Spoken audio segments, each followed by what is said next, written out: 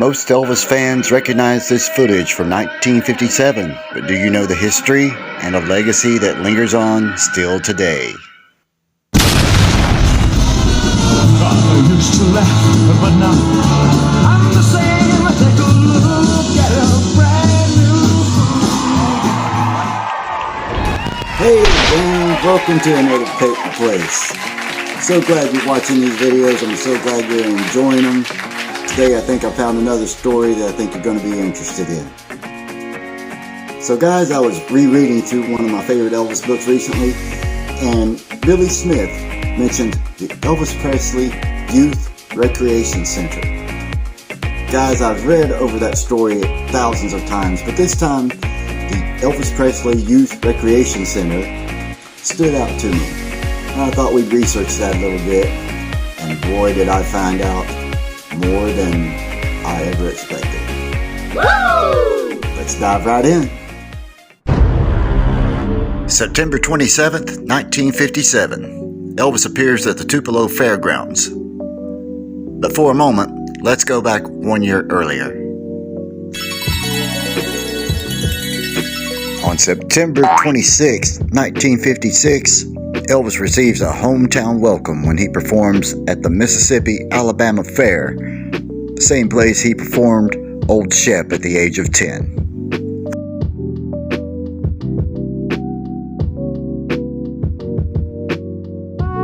Upon his arrival, Elvis receives the key to the city from the mayor. Afterwards, he had this to say. "I saw the house I was born in and 15 acres for sale. I want you to take this check back and put it to build a park for the kids of East Tupelo." Almost 1 year to the day, Elvis returns to the Mississippi-Alabama Fairgrounds to do a benefit for the Elvis Presley Youth Recreation Center. But a lot has happened in this last year, and there's something else that makes this concert very historical. In the summer of 1957, just after the completion of Jailhouse Rock, Scotty and Bill, who had been with Elvis about 5 years at this point, didn't feel like they were sharing in the wealth that he was receiving, and after negotiations failed, on September 21st, Bill and Scotty officially resigned from touring with Elvis. Making this show historical, as it's the first show Elvis played since the beginnings without Scotty and Bill. Wow. In place of Scotty and Bill for this monumental show is Hank Sugarfoot Garland on guitar, Bob Moore on bass, with a little rhythm provided by Floyd Kramer on piano. With DJ Fontana retaining his place at drums, the stage was set for one exciting night. 3, 2, 1, jump!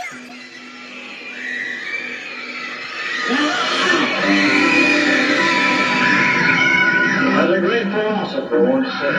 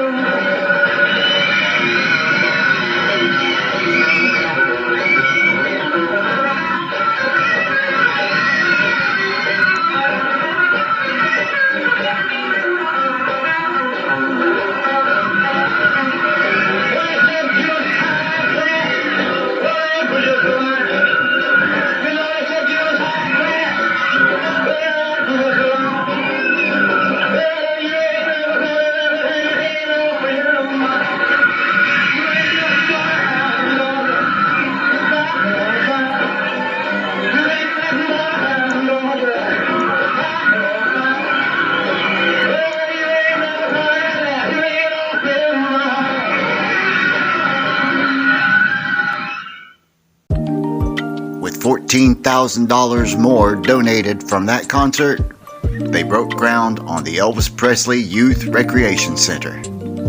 But as usual, the story doesn't end there. Fast forward now to 1961. After the success of the benefit, Elvis went on to make King Creole and serve a 2-year Army stint, but always vowed to come back to Tupelo. Shortly after his return from the Army, Elvis did just that. Captured on these Lost Home movies from Eddie Fadal and narrated by his daughter, and Janice. Here's Elvis. He had just gotten up, and I believe he was in a bit of a mood. He wasn't real happy, but he wanted to take a drive and look at the progress on this piece of land that he had donated for a youth recreation center.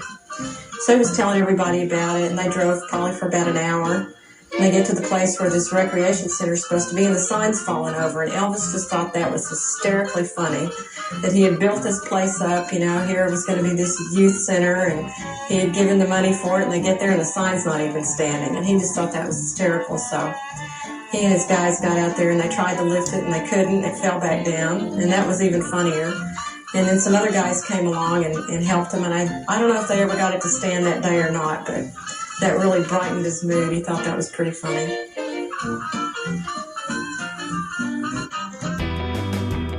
So you heard Janice say Elvis was in a bit of a mood when he came out of the house. I believe he already may have known what laid ahead of him as they traveled to the destination of the Youth Recreation Center, because he had already relayed this message to the mayor of Tupelo. Quoted from Tupelo historian Roy Turner, Elvis was known to say, "If dirt wasn't moving by the end of the month, there was going to be hell to pay." Just like Elvis taking care of business. Right, guys? And once the king had spoken, it was said that that youth center was literally built in one day. Now equipped with a playground, a picnic area, a pool, and an area to hold dances and events for the children and youth of East Tupelo. It's said that Elvis visited the Tupelo area of his hometown more often than people realized. Here's a rare photo of Vernon sitting on the porch of that shotgun shack from 1964.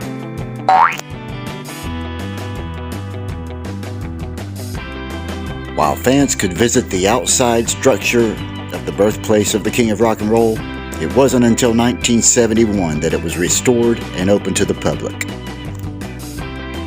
In 1977, at Elvis's death, a memorial was started, and 2 years later, at the urging of Elvis's close friend Janelle McComb, a chapel was built. And now, 45 years later, the building of the former youth center is now the Elvis Presley Birthplace Museum.